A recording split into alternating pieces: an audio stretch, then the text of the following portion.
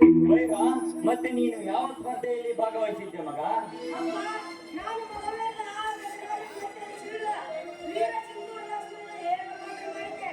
ಅದಕ್ಕೆ ಪಟ್ಟಮಸ್ತನಪ್ಪ ಅಪ್ಪ ಅಮ್ಮ ನೀವು ಬರುವಂತೆ ಆಶೀರ್ವಾದ ಮಾಡಿ ಬಾದಿಪ ನಮಸ್ಕಾರ ಮಾಡಪ್ಪ.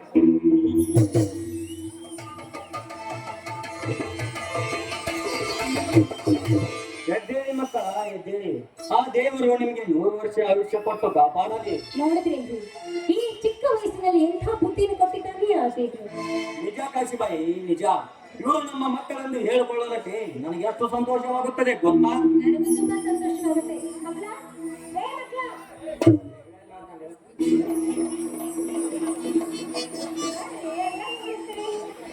ನೋಡು, ನಿಮ್ಮ ಅಪ್ಪನಿಗೆ ತುಂಬಾ ಖುಷಿ ಆಗ್ಬೇಕಾದ್ರೆ ಶಾಲೆಯಲ್ಲಿ ನೀನು ಹಾಡಿದ ಹಾಡು, ನೀನು ಮಾಡಿದ ಅಭಿನಯವನ್ನ ಮಾಡಿ ತೋರಿಸಿ.